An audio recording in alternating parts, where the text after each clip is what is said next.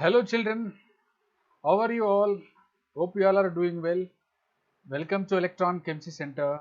This is VKM and we had completed two chapters so far for class 12 children. One is alloalkanes, alloarenes. Second is alcohols, phenols and ethers. So, and from those two chapters, please revise the questions from NCERT as well as from the materials whatever you have. And solve questions as I had discussed, even practice questions also, which are required for the competitive examinations from both the chapters. Is it clear? Now let us move on to the next chapter. We are going to discuss. It is from inorganic chemistry. It is from inorganic chemistry. See, before going into the inorganic chemistry, detailed discussion for class 12 in inorganic chemistry, we have chapters as follows. One is P block elements, group 15, group 16, similarly 17 and 18. Second one we have D and F block elements. Third one we have coordination compounds.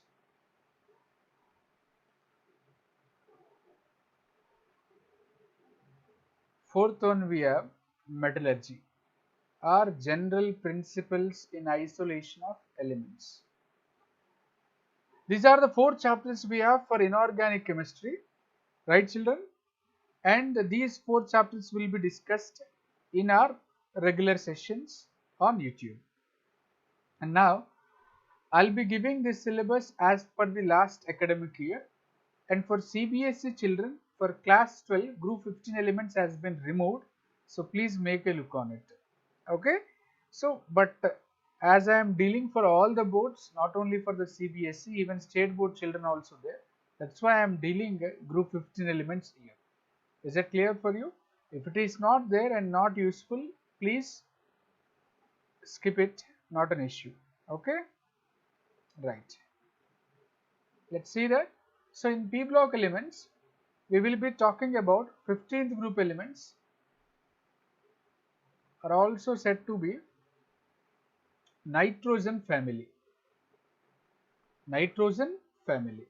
Okay, so let's see the introduction of group 15 elements of P block. So observe it carefully. So we are going to talk about the position or the location of the elements. This is the periodic table what we have, as you know. This is periodic table what we have. You can see it here very clearly. Periodic table you can see, right? So, and this periodic table has been divided into how many blocks? 4 blocks, as you know it. Yes or no? Has been divided into how many blocks? 4 blocks. One is S block, P block, D block, as well as F block. Did you understand the location or position of the blocks in the periodic table? So this is S block, P block, D block and F block. You know it. So but now we are going to talk about specifically which block, P block we are going to talk about. 13 elements we are discussed. So this part is 13, 14, 15, 16, 17, 18. 13 and 14 group elements we are discussed in the first year itself. So we will be talking about 15, 16, 17, 18 in the second year, right? So omit 13, omit 14. Now this is the group what we are going to discuss, 15th group. Okay, 15th group we are going to discuss. Is it clear? So just wait.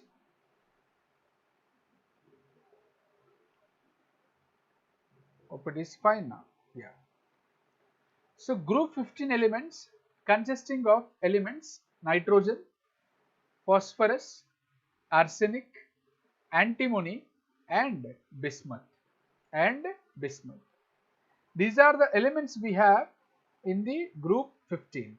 These are the elements we have in group 15. One is nitrogen, first element. Second is phosphorus. Say along with me while you are listening. While you are listening or while you are watching this video, say along with me. First element is nitrogen. Second is phosphorus. Third is arsenic. Fourth is antimony. Fifth is bismuth. These are the 5 elements present in the group 15. Understood? And atomic number, if you observe it. So atomic number I have mentioned, okay, I used to mention it in inorganic chemistry classes. There is a short tip: 2, 8, 8, 18, 18, 32. This magic number series you have to remember. But for P block elements, no need to remember this 2. Started from 8. First element atomic number, right? It's already P block and it is from second period. It is from the second period. So 2 and 8, omit it and start it from 8, 18, 18, 32. First element atomic number 7. 7 plus 8, 15. 15 plus 18, 33.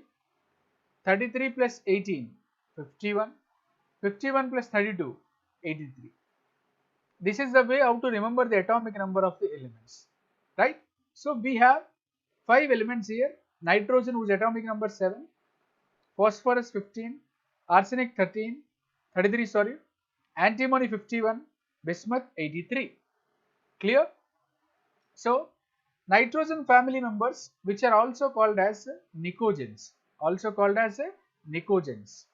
you can say picogens also, that is as per your pronunciation. If N is silent, picogens. If P is silent, nicogens. Okay, anything is fine, that's not a big deal. And why those are called as so?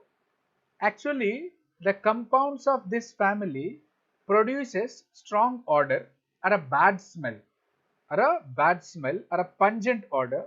That is the reason these group elements are, these family elements are also called as nicogens. So let us say nitrogen compound I am taking, ammonia, which is having a strong odor, suffocating smell. Even it causes respiratory problems if we inhale in the more amounts. Similarly, we have phosphorus, compound is phosphine. So phosphine is also having bad odor.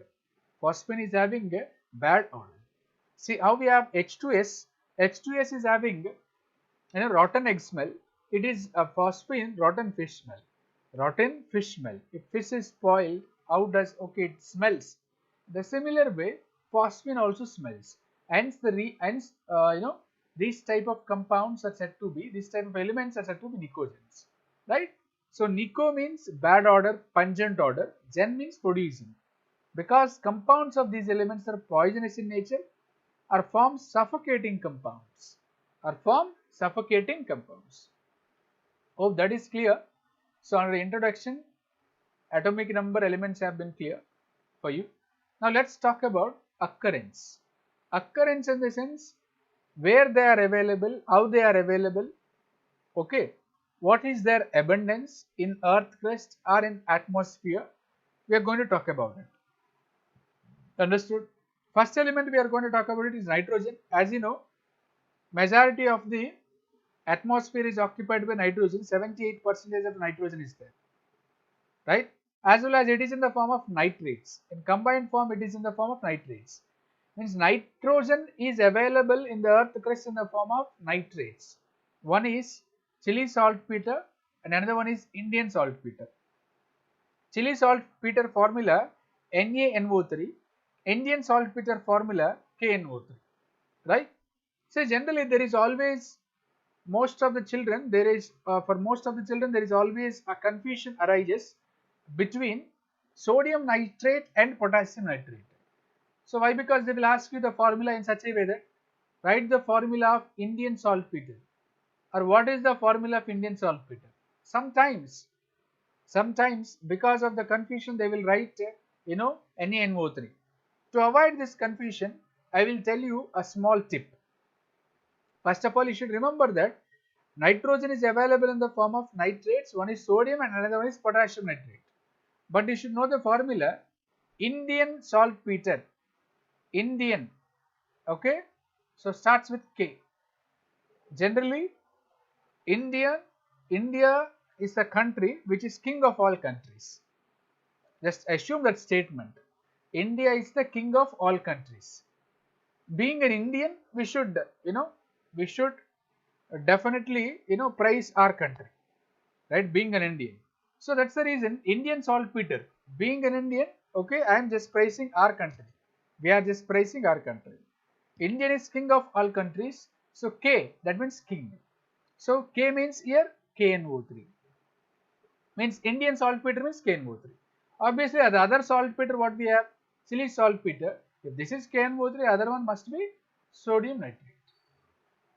Hope you understand this shortcut, right? It is the way how to avoid that confusion. Clear? And phosphorus. Phosphorus occurs in hepatite family. Phosphorus occurs in hepatite family. Generally, the hepatite formula C, that is 3 Ca3PO4 twice dot CaX2. Calcium phosphate and calcium halide. Generally, that X is fluorine, chlorine, or alkoxy hydroxy. For suppose if that X is fluorine and it is 3Ca3PO4 twice dot CaF2. This is called fluorapatite.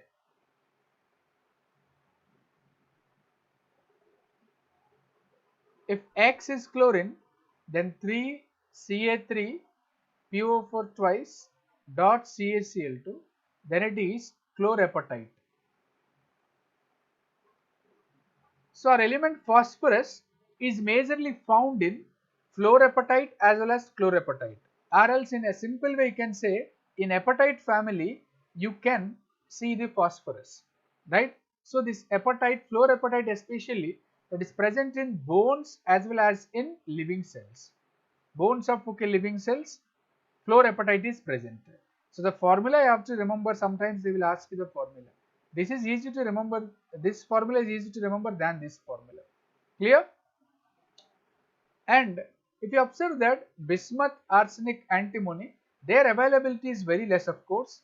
Their availability is very less compared to nitrogen and phosphorus, right? Of course, bismuth is available in the form of bismuthite, Bi2O3, and bismuth glands, Bi2S3. Clear?